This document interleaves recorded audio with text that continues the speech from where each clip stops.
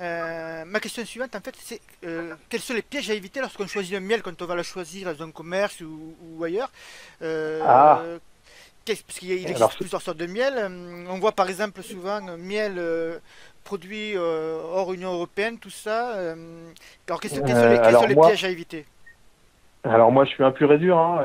Je défends nos apiculteurs français, mais moi étant labellisé bio, alors ce qu'il faut savoir lire, ce sont les étiquettes. Il y a deux choses qu'il faut regarder. Alors déjà, moi je conseillerais, alors je suis pas non plus dans le 100% bio. Si on connaît très bien un petit producteur, souvent en vacances on se balade, vous avez des petits producteurs là, qui vendent des miels directement à leur domicile. Il y a une question qu'on peut poser qui est toute simple, c'est que si demander aux gens, aux apiculteurs, s'ils sont assez ouverts et s'ils prennent le temps de vous expliquer leur production, éventuellement d'aller voir leur rucher, etc. Si les gens sont ouverts à ça, en général, il y a très peu de crainte que ce soit des miels qui viennent d'autres pays, etc. Quand on est passionné et consciencieux dans son boulot, je dirais on ouvre son rucher. Alors ici, par exemple ici, sur notre rucher est ouvert aux visites pendant toute la saison, tous les samedis. Donc ça permet d'avoir de la transparence sur ce qu'on fait et montrer aux gens que voilà, on n'a rien à cacher. Notre miel, il vient vraiment de notre rucher et pas d'ailleurs. Alors après, pour la lecture d'étiquette, si on doit rester sur les labellisations bio, euh, si vous avez l'étiquette, alors il y a maintenant deux logos, hein. Il y a le logo AB qui est purement français, puis vous avez la petite feuille européenne, Hmm. la petite feuille européenne qui dit que ça peut être aussi un miel, une labellisation bio au niveau européen. Ce qu'il faut lire, c'est en dessous de cette étiquette-là, vous avez des lettres et des chiffres. Si vous avez la lettre FR, c'est que ça vient de France. Donc là, il n'y a aucun souci, c'est labellisé bio et c'est français, donc là, vous pouvez y aller sans aucun problème. Et après, comme tu l'as dit si justement, Jean-Marc, il y a aussi, on peut trouver en lettres UE. Alors UE, ça veut dire que ça vient de l'Union européenne. Il faut savoir que les gros producteurs de l'Union européenne, ce sont par exemple la Pologne, la Bulgarie, etc., qui sont des gros fournisseurs en miel. Il faut savoir qu'aujourd'hui, le miel français représente moins de 30% sur le marché, hein. Donc, c'est-à-dire D'accord, ok. qu'il y a 70% qui vient de l'Union européenne et hors Union européenne. Alors, si vous voulez acheter d'autres miels qui viennent en dehors de l'Union européenne, là, vous prenez encore de plus grands risques parce que bien souvent, c'est aperçu que c'était même plus du miel, c'était des sirops de glucose. Voilà. Moi, très sincèrement, je vous dis, restez sur du mail français, lisez l'étiquette AB en dessous. Si vous voyez FR Bio, c'est que c'est français, vous pouvez y aller. Si c'est Union européenne, méfiance, parce que en termes de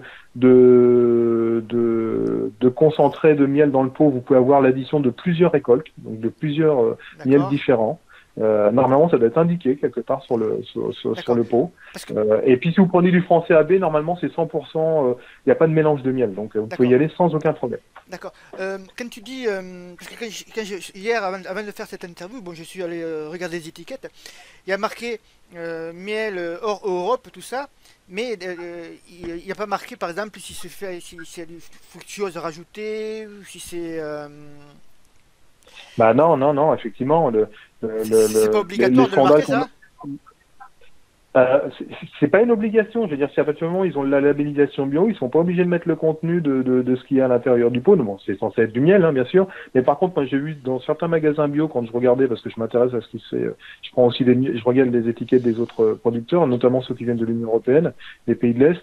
De temps en temps, j'ai vu effectivement que c'était l'addition de plusieurs récoltes, en fait. Donc, c'est pas D'accord. forcément d'un seul endroit, ça peut venir par exemple, je vais dire de Pologne, mais de différents endroits différents, de différentes régions différentes, que vous aurez un miel, mais avec plusieurs miels de différents ruchers. Donc voilà, normalement, ça doit être indiqué. D'accord. Après, bon voilà, hein, on sait ce que c'est le miel, hein, on sait que ça devient de plus en plus rare, on Hmm. sait que ça va devenir de plus en plus cher. Donc, bah, il y a aussi des gens qui fraudent, hein, ça faut le savoir. D'accord. Mais quand on fait un mélange de miel comme ça, c'est pourquoi? C'est pour cacher. Euh, Non, c'est- c'est simplement parce que il y a beaucoup de petits ruchers en D'accord. Europe, comme en France, hein, vous allez dans le sud de la France, il y a beaucoup de petits apiculteurs, hein, euh, et donc du coup, pour vendre leur miel, bah, ils vendent plusieurs petits. Et je dirais indirectement, c'est un peu comme le blé, comme les céréales ou comme les vignobles, hein. On fait des fois des assemblages avec des vins différents. C'est un peu la même chose. Moi, je suis quand même plus partisan d'avoir un miel. Quand on peut avoir un miel 100% qui vient du même rucher, c'est l'idéal. Si on peut pas, pour X raisons, parce que on n'a pas la possibilité d'avoir un apiculteur juste à côté de chez nous et c'est pas pratique. Il y a des miels, faut pas non plus être négatif. Il y a des miels Union européenne avec des assemblages différents miels. Vaut mieux prendre ça que du miel qui va venir de Chine et qui sera même pas du miel, qui sera du sirop de glucose. Mais quand vous pouvez, moi je suis très attaché au local. Donc en termes d'indice carbone et de promotion des apiculteurs ou même d'autres petits agriculteurs, etc., il faut acheter local au maximum, c'est l'essentiel. D'accord. Ok. Une autre question sur la qualité du miel. Qu'est-ce qui fait la qualité d'un Oui. miel par rapport à c'est Bon. l'endroit où se trouvent Alors, la les qualité du abeilles miel, multipliées ou pas? voilà. Ouais, c'est ça. Alors, la qualité du miel, il faut savoir qu'une abeille, quand vous mettez une ruche à un endroit, elle va, grosso modo, on estime à 3 kilomètres autour de sa ruche. En sachant que l'abeille est un insecte, c'est pas un robot. Hein. Donc, quand on dit 3 kilomètres, il y en a peut-être qui vont aller à 3 kilomètres 200, d'autres qui vont aller à 3 kilomètres 500. Pour la labellisation bio, il faut savoir que notre cahier des charges nous impose 5 kilomètres autour de la ruche. Et D'accord. on nous impose que dans ce diamètre de 5 km, il n'y ait aucun traitement chimique. D'accord. Ce qui n'est pas forcément évident, parce qu'il y a beaucoup de cultures dans certaines régions en France où on peut pas avoir la labellisation, parce qu'il y a des cultures de colza, il y a des cultures de maïs, et là, ça, c'est des cultures qui sont énormément traitées. Donc la qualité du miel, quand on est labellisé, le cahier des charges, c'est 5 km. Après, la qualité, elle va dépendre du type de fleur sur laquelle l'abeille va aller. On a des miels que certains aiment parce qu'ils sont plus forts, comme les châtaigniers, etc. D'autres qui ne l'aiment pas parce que c'est trop fort.